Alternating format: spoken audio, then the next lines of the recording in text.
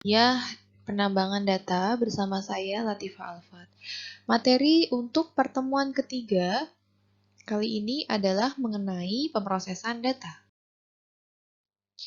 Diharapkan setelah mempelajari bagian ini, Anda mampu untuk menerapkan pemrosesan data agregasi dan contohnya, mampu menganalisis pemrosesan data sampling, ukuran sampel, dan tipe sampling, mampu menganalisis pemrosesan data discretization dari supervised dan unsupervised, mampu menerapkan pemrosesan data transformasi atribut dan contohnya, mampu membedakan pemrosesan data dimensionality reduction dan contohnya, mampu menerapkan pemrosesan data feature subset selection beserta contohnya, dan juga mampu menerapkan pemrosesan data feature creation beserta contohnya. Dalam data preprocessing, ada beberapa tahapan yang bisa diterapkan, seperti agregasi, sampling, discretization, transformasi atribut, dimensionality reduction, feature subset selection, dan juga feature creation. Dimulai dari agregasi. Agregasi adalah mengkombinasikan dua atau lebih atribut atau objek menjadi atribut atau objek tunggal. Tujuannya, agregasi mereduksi data atau mengurangi jumlah atribut atau objek. Agregasi juga mengubah skala, di mana kota diagregasi menjadi daerah, negara bagian, negara, dan lain-lain. Hari diagregasi menjadi minggu, bulan, dan juga tahun. Untuk data yang lebih stabil, data teragregasi biasanya memiliki variabilitas yang lebih rendah.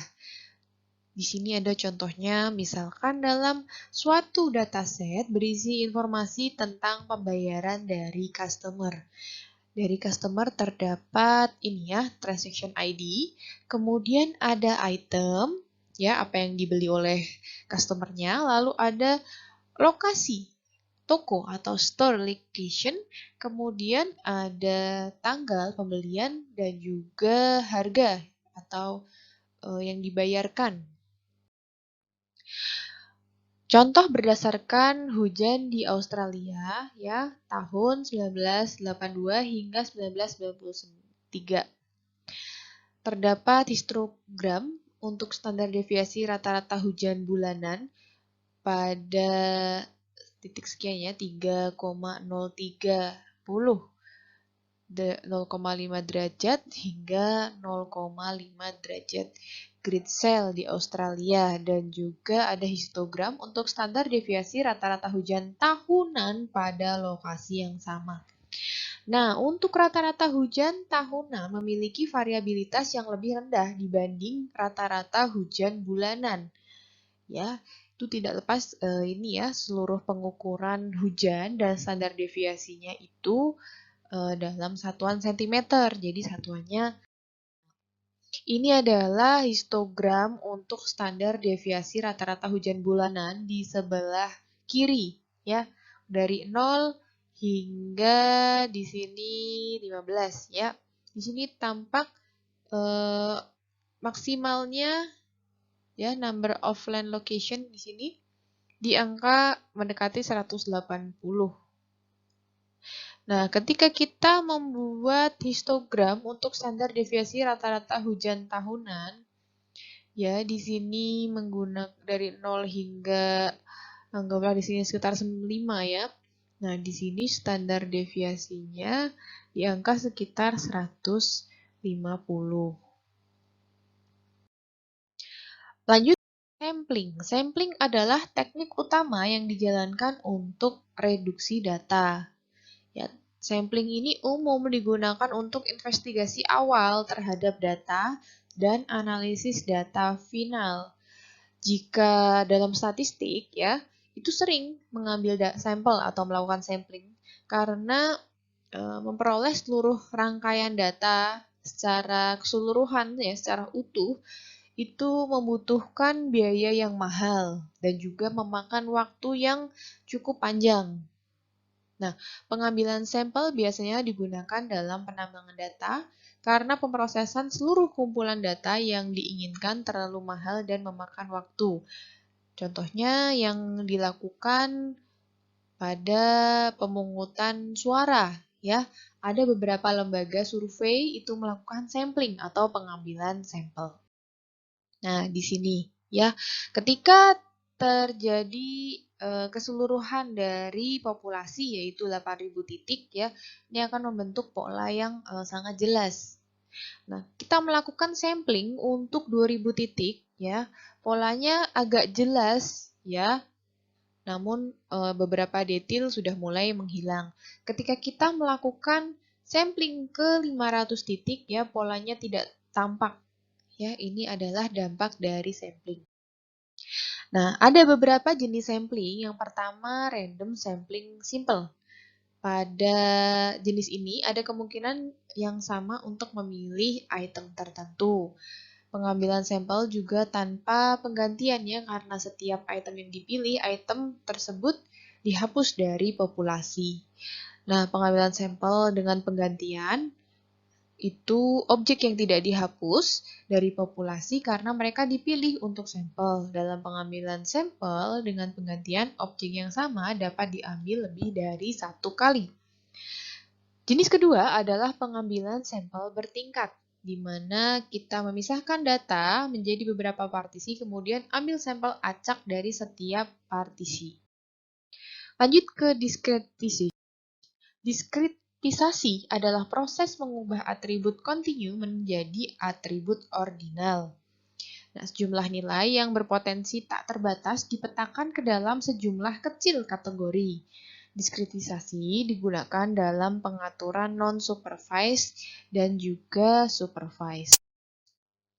Contoh dari unsupervised discretization, ya di sini terdapat 4 kelompok titik dan 2 outlier. Ya, di sini kelompok 1 yang biru tua, kelompok 2 biru muda, kelompok 3 kuning, dan juga kelompok 4 yang merah. Outlier yang pertama di 0,5 kemudian yang kedua di 0,520. Ya. Data adalah satu dimensi, tetapi komponen Y acak ditambahkan untuk mengurangi hasil tumpang. Contoh yang kedua, unsupervised discretization, kita melakukan pendekatan lebar interval sama digunakan untuk mendapatkan 4 nilai ya, 1, 2, 3, 4, namun kita gunakan ini 5, rentang ke 10 ya. Ini juga 5 ya, dari 5 ke 10, 5, kemudian ada rentang ke 15 ya. Dari 10 ke 15 ini juga bernilai 5. Kemudian di sini ya 20. Nah, lalu kita gunakan pendekatan frekuensi yang sama digunakan untuk mendapatkan 4 nilai.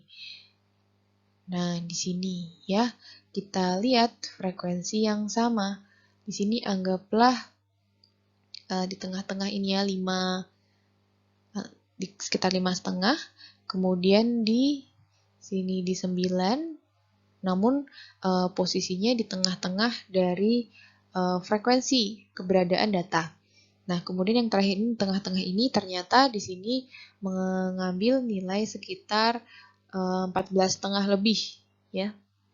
Nah, kemudian di sini. Kemudian kita juga bisa melakukan pendekatan K-means untuk mendapatkan 4 nilai. Pendekatan K-means ini yang paling adil ya.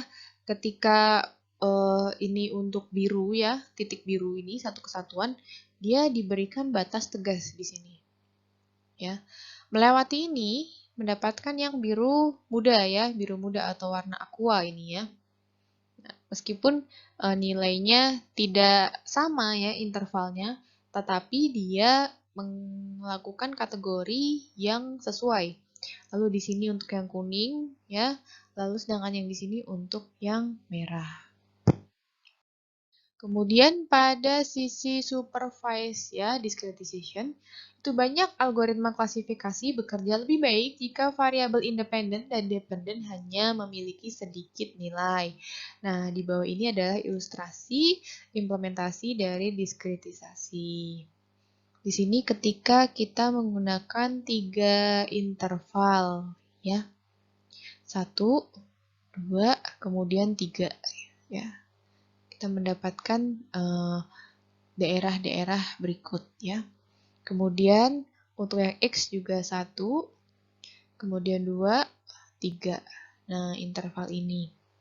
Lalu pada bagian yang B, ini adalah 5 interval ya. 5 interval ini kita bisa lihat 1, 2, 3, 4, 5 ya. Kemudian masuk ke yang Y 1, 2, 3, 4, 5. Ini adalah sisi super